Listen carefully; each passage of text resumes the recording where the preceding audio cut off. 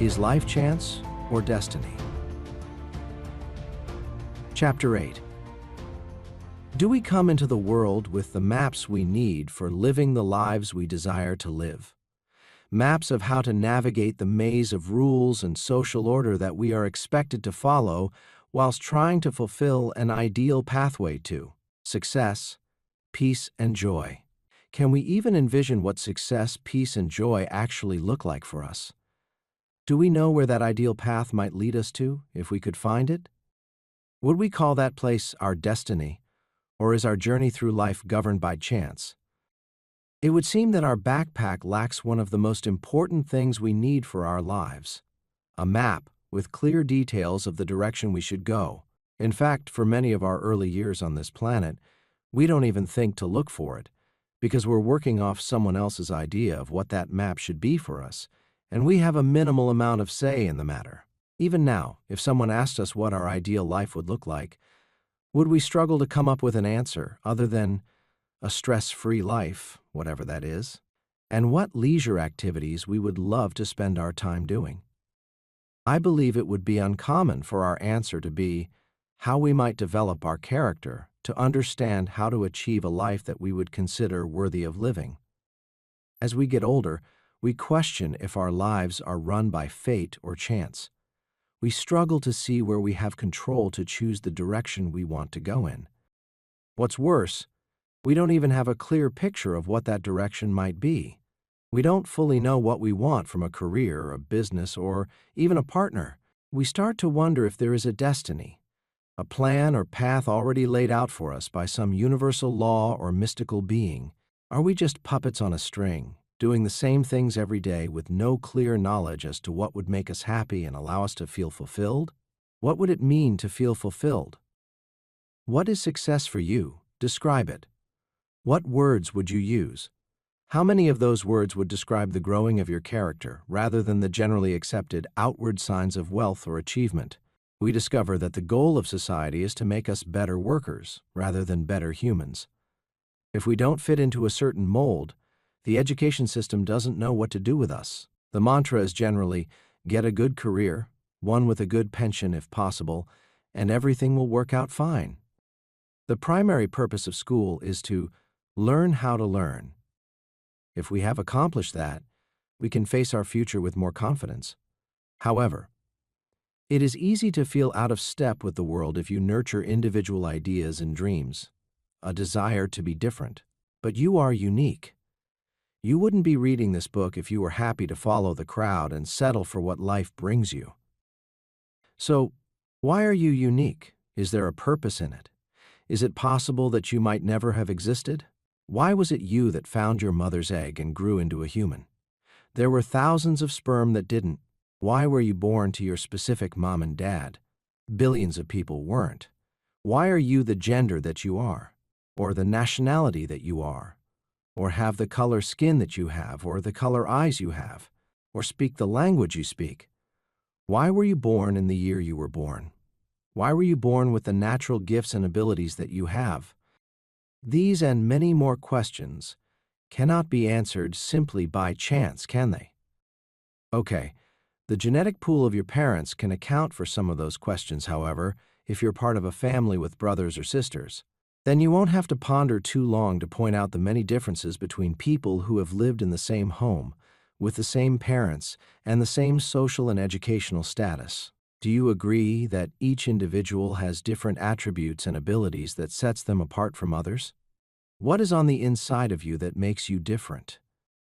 Can there really be 8 billion uniquely different people in the world? Well, for starters, they all have different fingerprints and DNA. They all have different perspectives and opinions on many areas of life. And they all have a different set of circumstances right from the beginning, even different to their siblings. What is it that allows one person to understand plumbing, another heart surgery, another racing a fast car, and another a poet? What allows one person to write wonderful music, while another learns the art of war? Why does one climb the highest mountains whilst another invents labor-saving machines? Often our likes and dislikes, our choice of music, food, clothes, friends, interests, passions, gifts, talents, abilities, and love interests are different to those closest to us. We can feel we are not understood for who we are, even by these people who should know us better than anyone else. We find we are not known as we want to be known, and not always accepted for who we are on the inside. Can all that be put down to chance? Really? Okay, what then? If we're not here by chance, what's our next option? Destiny? As we searched for the answers to the destiny problem, we discovered that we were asking lots of wrong questions and not finding satisfactory answers. Then we asked, could there be two kinds of destiny? We believe there are, so let us be clear on how they are different. The two types are Destiny Type 1. Every person has a destiny potential built into them from the start. That potential is the person you are capable of becoming.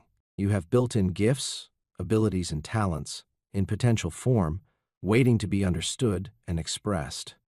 The growth of your character is the power behind your progress in life.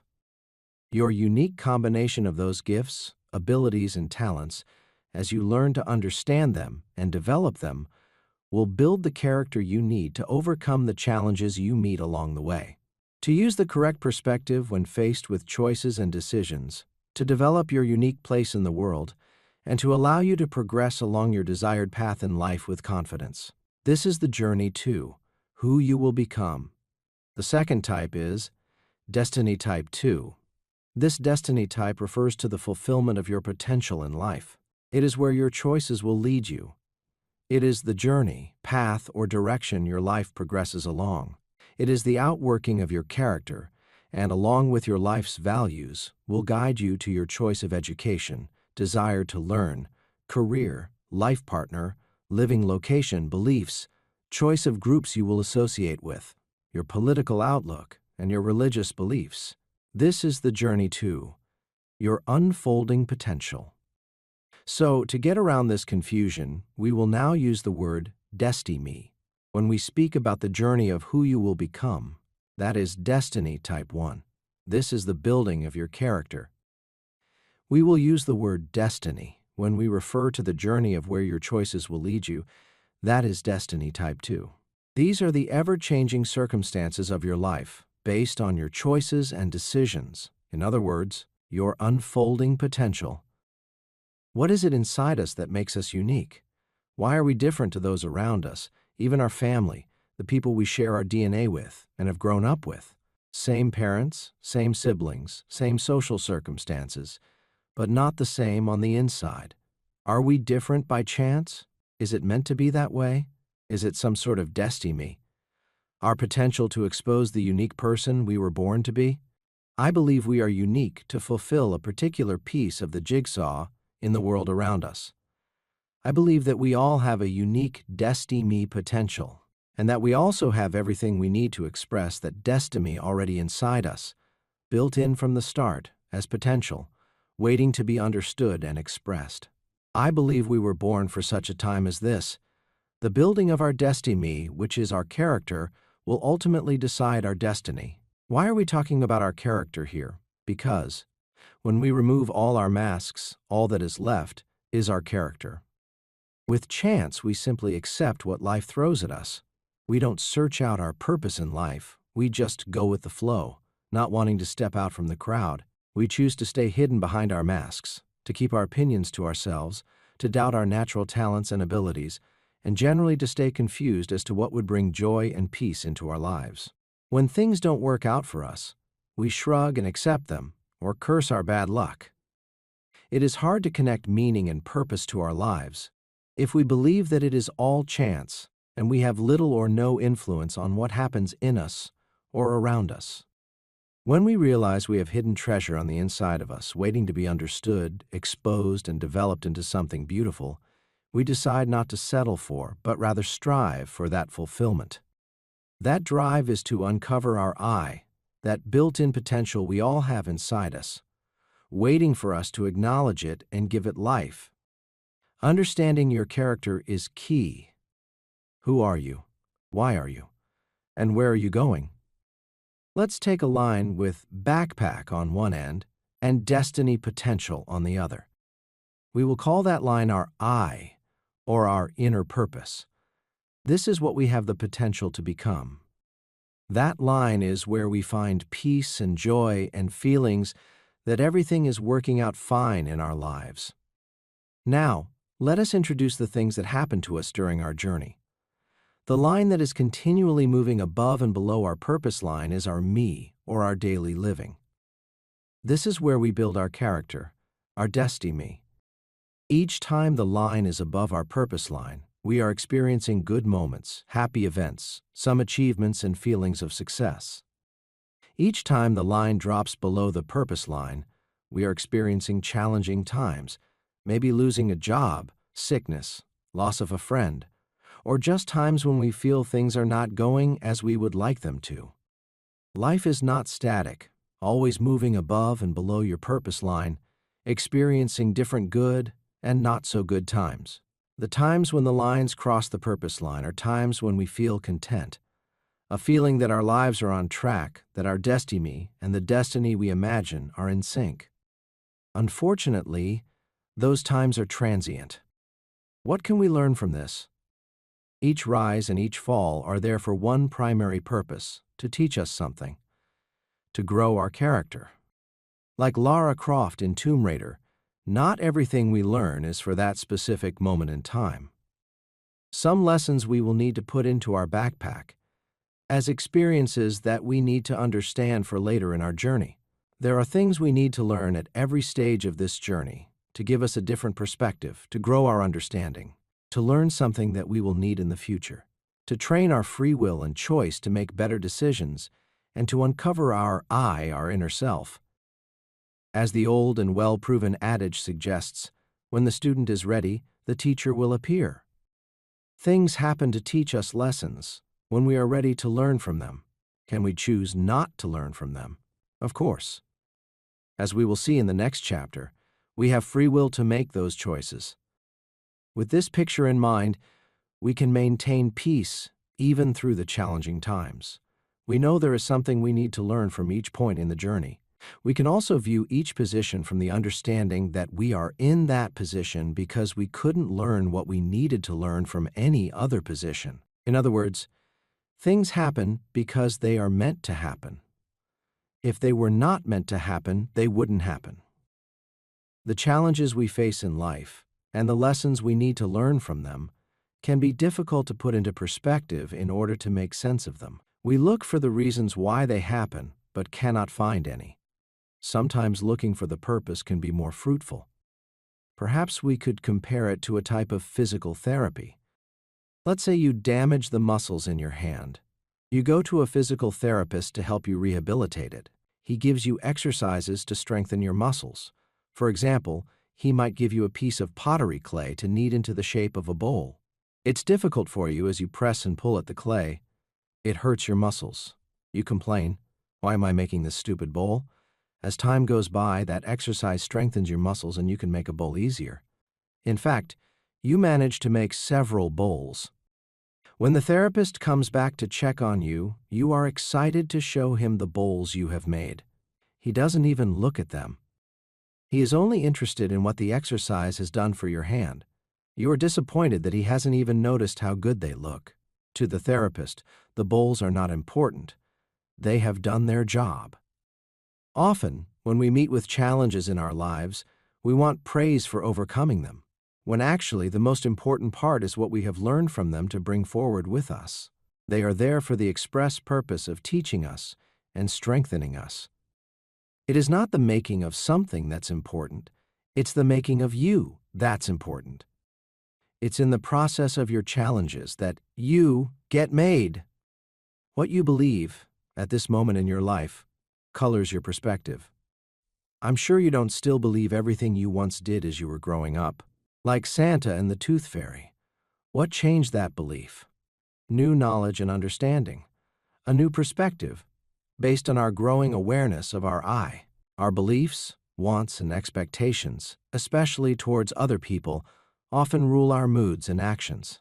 Your partner, your children, your friends, other drivers on the road, your repair or maintenance person, the meal at the restaurant, the film you were recommended but didn't like, even the weather, are amongst many events and people that we allow to alter our mood. If they don't meet our wants and expectations, we allow them to rob us of our peace. Our peace relies on so many factors that are outside of our control. Why? Because we allow them to. Things can happen at any time, so a valid question might be, why did that happen now? The answer is that you were ready to learn from it now, rather than some other time. What prevents us initially from accepting this point of view are our emotional attachments. As our understanding grows, we can view things and events from a different perspective. If we don't believe in chance, then there must be some order to events, even though we may not be able to recognize that order when they happen. We understand that there are tragic events that we believe were untimely or not fair or even cruel. However, those feelings are based on our emotional attachments to those circumstances. We search for the reasons why things happen, but that is often a fruitless activity. We simply cannot know or understand all the possible factors at play that bring those events to the present moment. In a later chapter, we will look more into why we are limited in our available information to figure these things out. When we say that things happen because they are meant to happen, we fully understand that this statement can jar the senses a little at first. However, with some careful consideration, you will see that there can be no other truth. We asked ourselves, what about a tragic accident? Was that meant to happen? How can that be? There are very many opportunities every day for the past how many years that tragedy could have happened to any one of us, but it didn't. Why? Because it was not meant to happen. It's a tragedy when a person loses their leg in a car accident. That's true, but they could have lost their life, and they didn't. Why? Because they weren't meant to. Yes, I know it is hard to come to terms with this way of thinking because we get our emotions involved. We don't want to see tragedy affecting anybody, especially those we love, however, whether we like it or disagree with it, argue or shout at it, or name it chance or destiny. That stuff continues to happen every day. Do you know that approximately 60 million people die in the world each year? That's around 150,000 every day. Some from old age, some from illness, some from accidents, some at the hands of another person, and all are tragic in the lives of those close to them. Most of those deaths do not affect you in any way. You watch a report of a disaster on the news while you eat your dinner, then turn on the comedy program and forget about the tragic events you've just watched.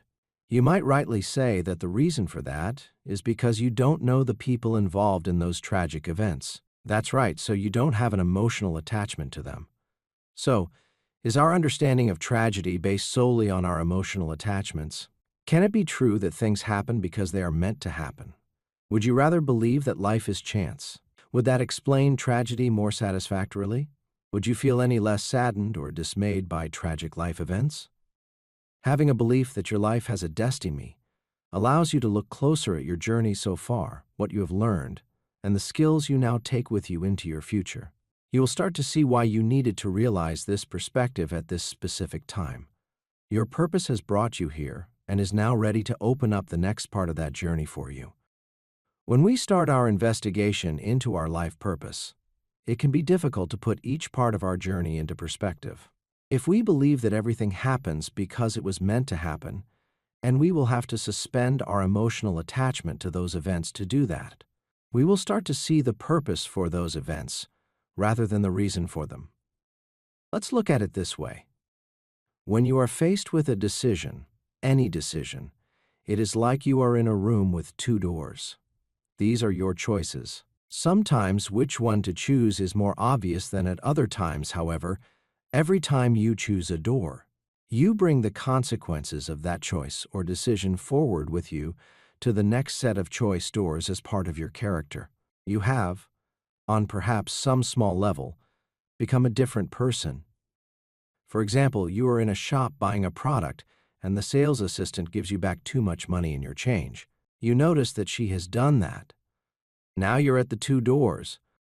You can go through one door and keep the money, or you can go through the other door and give it back to her. Nobody might ever know what choice you made, however, your decision has added itself to your character. The next set of doors, or choices you face, will be decided by the character you have taken forward with you. This is how your destiny works itself out. With each decision you make, if you are aware of why you make them, you will learn to make better choices for your life. Those decisions build your destiny and your destiny. There will be times when you simply don't know enough or understand enough to make a wise decision.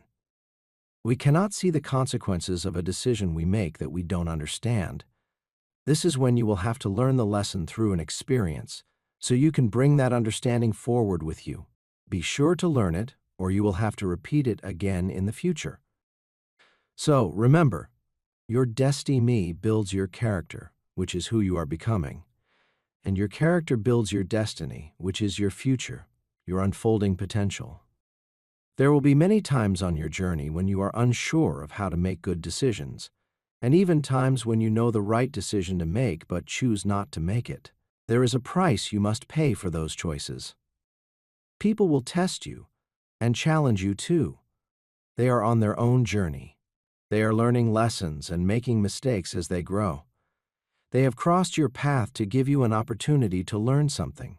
You influence them in the same way. You will appear on their path for a purpose. Their meeting with you will teach them something too.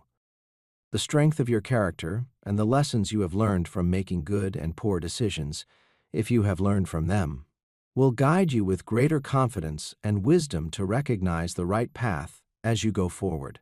There are lessons to learn at every point of your journey, the highs and the lows. When something happens, it is because it was meant to happen, because if it wasn't meant to happen, then it wouldn't have happened. Yes, there is a cause and effect input here. You are the cause, but also the effect.